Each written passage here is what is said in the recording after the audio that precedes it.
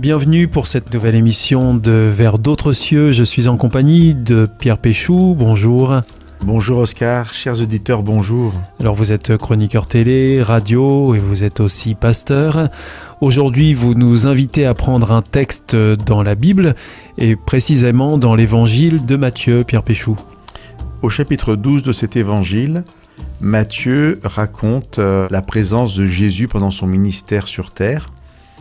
Il nous dit que ce ministère avait déjà été annoncé dans la première partie de la Bible, qu'on appelle communément l'Ancien Testament. Le ministère de Jésus avait été annoncé par le prophète Ésaïe, et Matthieu va citer le prophète Ésaïe en appliquant ses paroles à Jésus.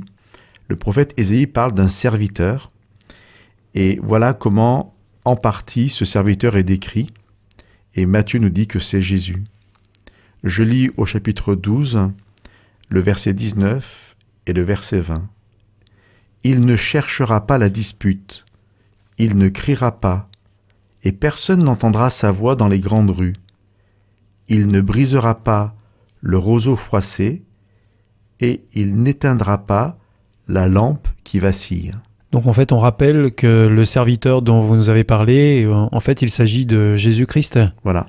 Du Fils de Dieu. Du Fils de Dieu, qui est présenté donc comme quelqu'un au service de l'homme, en fait, pour qui il est venu, il s'est incarné, et pour qui il est venu rétablir la vraie image du Père.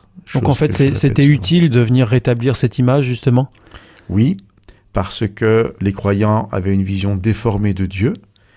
Jésus devait rappeler que le Dieu de la Bible était un Dieu d'amour, un Dieu qui se présente comme un Père.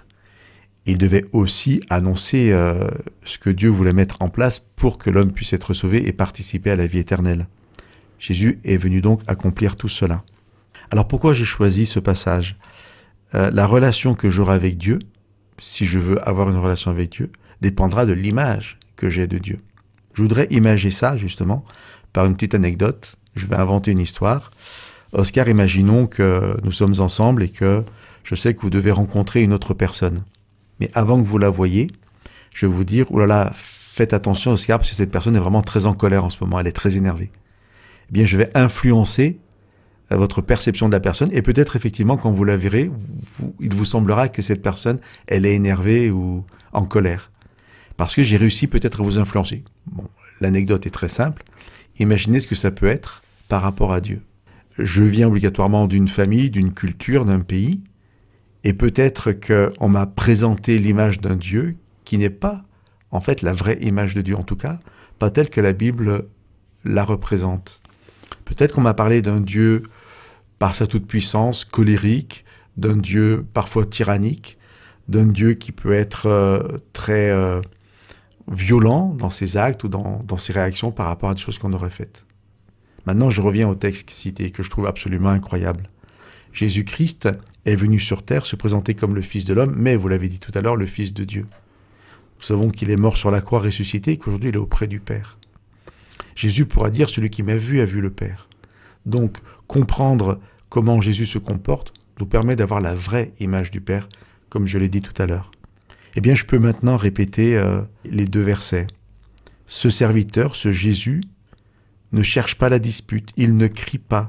On n'entend pas sa voix justement crier dans les grandes rues. Et puis le verset 20 me plaît beaucoup, il ne brise pas le roseau froissé et il n'éteint pas la lumière qui vacille. Alors comment est-ce qu'on doit comprendre justement ce verset 20, Pierre Péchou? Peut-être on peut laisser chaque auditeur avec ces images-là, comment les auditeurs se représentent un roseau froissé, c'est-à-dire un roseau qui est plié en deux, mais que justement on ne va pas casser. On peut tous imaginer une lumière qui vacille. À l'époque, ce sont des lampes à huile. Alors c'est une mèche en coton. Et si on souffle un peu dessus, elle va s'éteindre. Et là, on nous dit que Jésus ne va pas justement éteindre cette lampe qui est prête à disparaître. En fait, ce sont des métaphores. Alors, des métaphores. Je n'ai pas répondu à votre question, mais alors je vais répondre pour moi. Pour moi, c'est vraiment un Dieu qui prend soin de nous.